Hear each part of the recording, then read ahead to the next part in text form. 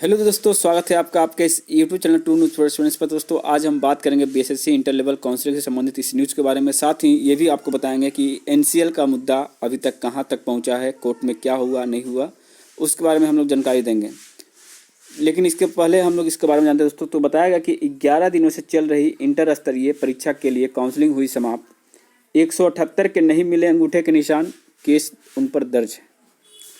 अब दोस्तों बात आती है क्या इनको दोबारा मौका मिलेगा, तो इसके बारे में बात करेंगे कि इनको मिलना है कि नहीं मिलना है। ठीक है, आइए। तो बिहार कर्मचारी चयन आयोग की ओर से आयोजित प्रथम इंटर स्तरीय परीक्षा की काउंसलिंग के दौरान शनिवार को 8 अभ्यर्थियों के खिलाफ कृष्णपुरी थाने में एसके पुरी होगा यहाँ पे के थाने में मामला दर्ज किया गया है और इन सभी अभ्यर्थियों के अंगूठे का निशान का मिलान नहीं हो पाया था। इनके खिलाफ मामला दर्ज कर पुलिस जांच में लगी है। कई दिनों में चल रही काउंसलिंग की प्रक्रिया जो शनिवार को समाप्त हो गई। अब तक 178 अभ्यर्थी के खिलाफ श्री कृष्णपुरी थाने में एक प्राथमिकी दर्ज की जा चुकी है।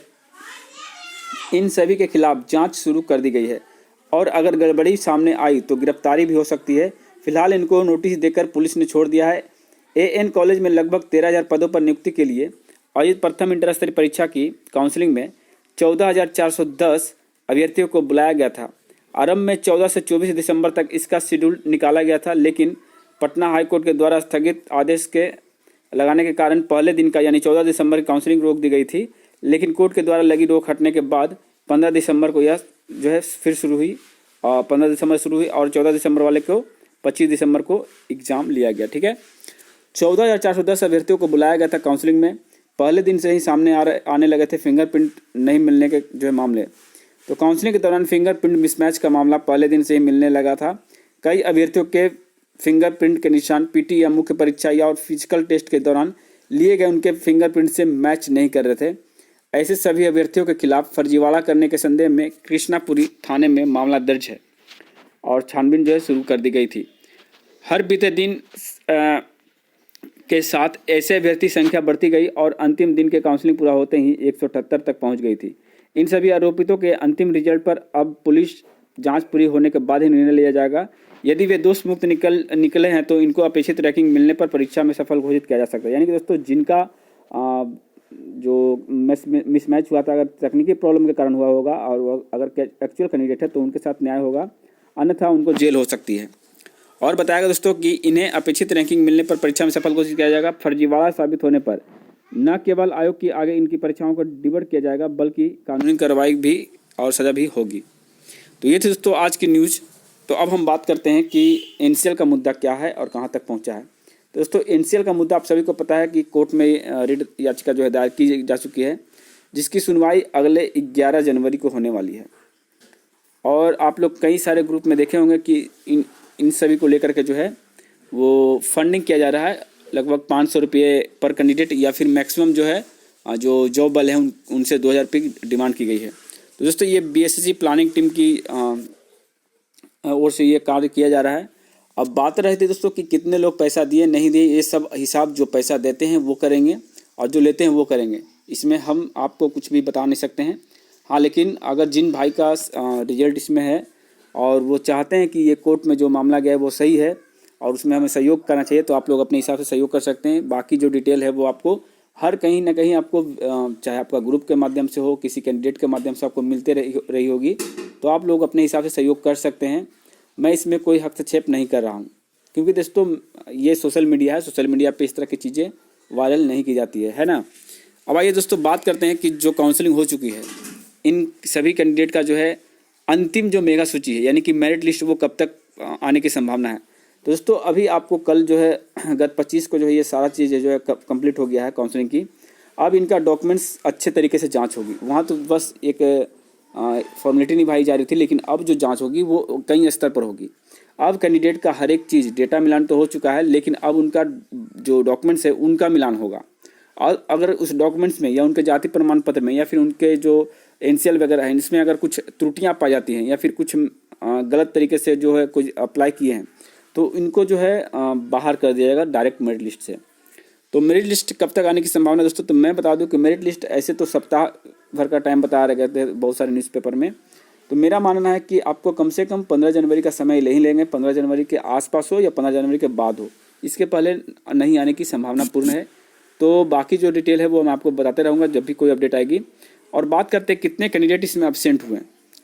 तो जैसा कि बताया जा रहा था बहुत सारे सूत्रों के हवाले या फिर कैंडिडेट के हवाले, एक अनुमान तो लगाया जा सकता दोस्तों कि कम से कम जो है 1500 कैंडिडेट जो है अनुपस्थित रहे हैं और लगभग 200 के करीब जो है वो फर्जी में पकड़ा है। 178 है ना जी, तो 200 मान के चल सकते हैं कि फर्जी हैं। तो टोटल मिला कर देखा जाए तो अराउंड 2000 कैंडिडेट ऐसे होंगे जो ऑलरेडी बाहर हो जाएंगे।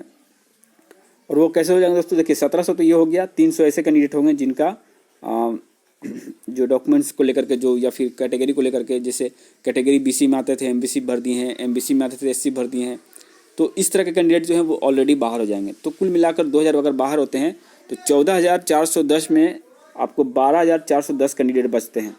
ठीक है, अब दोस्तों बताते हैं दोस्तों कि ये 12410 में से मेरिट किनका आएगा। तब यहाँ पर बहुत से ऐसे कैंडिडेट होंगे जिनका डॉक्यूमेंट्स में बहुत कुछ जो है भूल हुई है। तो मल्टीपल भूल होने पर अगर आपने एफिडेविट लगाया तब तो ठीक है, अगर एफिडेविट नहीं लगाए हैं तो आपको दिक्कत होगी, आपको बाहर कर दिया जाएगा, एकदम गारंटी के साथ बता रहा हूँ। और कुछ ऐसे भी कैंडिडेट हैं जो योग्यता के आधार पर बाहर होंगे। योग्यता के आधार पर मतलब मान लीजिए आपने टाइपिंग पास किया है, टाइपिंग वाले पोस्ट में आपको सेलेक्ट किया गया है, ठीक है, और आप टाइपिंग का सर्टिफिकेट सही से नहीं दे पाए, यानी कि मान लीजिए जो उनको चाहिए वो नहीं मिला उनको, तब उस पोस्ट के लिए भी आप इनएलिजिबल हो जाइएगा, आपको बाहर कर दिया जाएगा। टंकन सर्टिफिकेट नहीं दिए तो आपको टाइपिंग वाला पोस्ट मिलेगा नहीं, वो भी बाहर हो जाएंगे। तो मेरा मानना है दोस्तों कि लगभग 2 से 2500 यानी 2000 और मान सकते हैं कि 2 से 2500 जो कैंडिडेट हैं वो ऑलरेडी फिर बाहर हो जाएंगे, यानी कि 12000 में से और 2500 कैंडिडेट बाहर हो जाएंगे बिना किसी रुकावट के। तो मेरा मानना है कि बहुत ज़्यादा अगर लिस्ट आती है, बहुत हाई अगर लिस्ट आती है तो 9000 के आसपास ही एक कैंडिडेट को सिलेक्ट करेंगे मेरिट के लिए, 9000 से 9500। ये सच्चाई है, क्योंकि फिजिकल में जैसे कि पोस्ट प्रेफरेंस तो सभी लोग टॉप पे रखे हैं, राजस्व कर्मचारी, पंचायत सचिव, कनीय लेखा लिपिक, लेकिन फिजिकल पास करने वाले कैंडिडेटों की संख्या अगर बात करें तो लगभग 2000 के आसपास जो कैंडिडेट है वो फिजिकल पास किए हैं। लेकिन ये 2000 कैंडिडेट तो सबके सब जो है नॉन टाइपिंग में सिलेक्ट हो जाएंगे। तो जो 693 पोस्ट है वो लगभग खाली जाएगा। तो जाहिर सी बात है, जब 693 वो खाली हो गया और भी कुछ फिजिकल का पोस्ट है, तो यानी मान सकते हैं दोस्तों कि 980 पोस्ट जो है टोटल, उसमें से 900 पोस्ट जो है वो ऑलरेडी खाली जाने वाले हैं। तो 900 जब सीट ही नहीं भरेगा तो 12000 का कैंडिडेट का वहाँ कोई काम ही नहीं है। तो 900 सीट उधर से खाली होगा, कुछ स्टेनो के हैं, कुछ डीसीए वाले हैं, कुछ आपका और भी कुछ क्राइटेरिया रखा गया कुछ पोस्ट में, तो वो सारा पोस्ट जो है खाली रहने वाला है। तो लगभग मान के चल सकते हैं कि 9000 से 9500 कैंडिडेट ही जो इसमें सिलेक्ट होंगे। एक बात गौर कीजिएगा, 9000 से 9500 ही, ठीक है, इससे ज़्यादा कैंडिडेट को यहाँ पे मौका नहीं मिलने वाला है। और वो भी कब मिलेगा दोस्तों, ये 9000 से 9500 लिस्ट में नाम आएगा जब एनसीएल को या फिर एससी एसटी जो 2014 के पूर्व का डिमांड किया गया आयोग की तरफ से, अगर इसको न्यू में कन्वर्ट करके, यानी कि कोर्ट के कैंडिडेट अगर केस जीतते हैं और अगर न्यू वाले को वैलिड करते हैं तब जाकर 9500 लिस्ट आएगी। अगर ये दोनों प्रक्रिया अगर सही से नहीं होती है तो और भी लिस्ट कम सकता है, हो सकता है 7000 के आसपास ही कैंडिडेट को मेरिट में चुना जाए। ये संभावना है जो सत्य भी है, यानी न्यू अगर मान्य होती है तब जाकर के आपको 9500 से 10,000 बहुत बोल दो, 9500 ही आएगा। और अगर ये नहीं मान्य होता दोस्तों तो 7000, क्योंकि मैक्सिमम के पास एनसीएल था, वो भी पुराना वाला सेंट्रल वगैरह का। तो लगभग 40-50% कैंडिडेट ऐसे हैं जिनके पास ये सब चीज़ें नहीं थी, सिर्फ और सिर्फ न्यू है। तो अगर न्यू मान्य होगा तो 9500, न्यू मान्य नहीं होता है तो 7000 के आसपास ही आपका लिस्ट जो है मेरिट लिस्ट का आने की संभावना है। तो ये था अपडेट दोस्तों। भले कुछ लोगों को ये वीडियो बेकार लगता हो, ख़राब लगता हो, लेकिन जो सच्चाई है वो मैंने आपको उजागर किया। अब इसको लेकर के आप लोग अपना अगला कदम बढ़ा सकते हैं। जय हिंद, जय भारत।